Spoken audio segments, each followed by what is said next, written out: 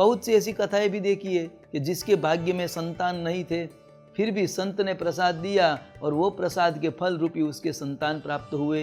तो ये कौन सा? तो वो संतान भाग्य में नहीं था, परंतु संत ने आशीर्वाद दिए तो उसके वश में भगवान हो गए, और वश में होने के कारण भगवान ने उसके भाग्य भी परिवर्तित कर दिए। तो ऐसी संत के अधीन भगवान हो जाते, भक्त के अधीन भगवान हो जाते।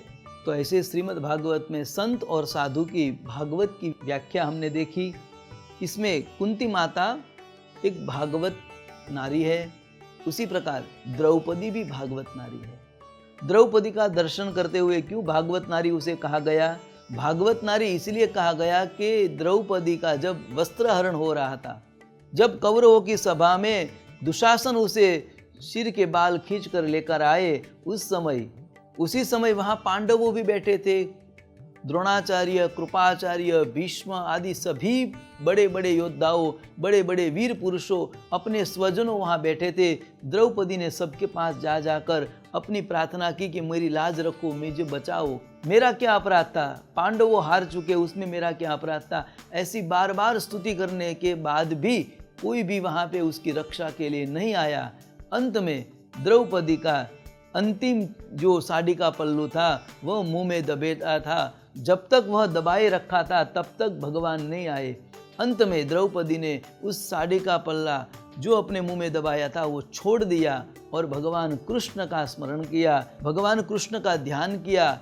उसी समय परमात्मा कृष्ण ने आकर उसकी लाज बचाई है और उसको वस्त्रदान, चीर पूर्ति किया है, और यह चीर पूर्ति करने के कारण वह अंत में शरणागत हुई भगवान को। द्रौपदी भगवान को शरण में आई, इसलिए वह भगवत भक्त हुई, भागवत हुई।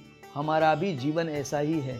दर्शकों, यह कथा के माध्यम से हमको ये भी देखना चाहिए कि जब तक हम अपने मुंह के अंदर साड़ी का या अपनी चिंता का पल्लू दबाए रखेंगे, तब तक कृष्ण हमारे पास नहीं आएंगे।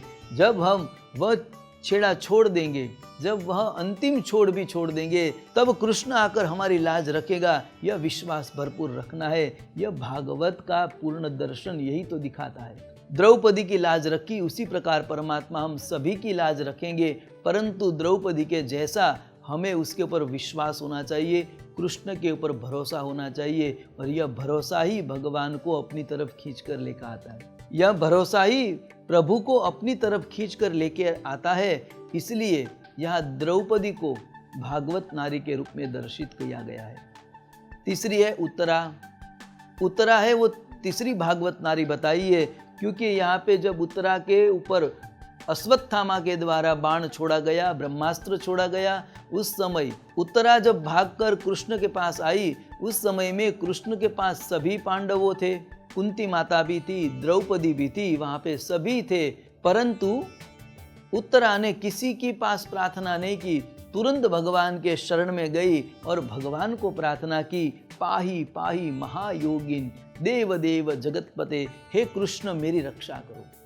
क्योंकि उत्तरा को पता था, पूर्व की कथा उसे मालूम थी कि मेरी द्रौपदी सास जो थी, वो सास ने सभी के पास याचना की, परंतु किसी ने उसकी रक्षा नहीं की। अंत में भगवान कृष्ण ने रक्षा की। इसलिए उत्तरा ने भी यही सोचा कि मैं सबके पास जाऊँ, उससे अच्छा है पहले ही कृष्ण के पास पहुँच जाऊँ। बस हमें भी यही सिखाता है उत्तरा का चारित्र।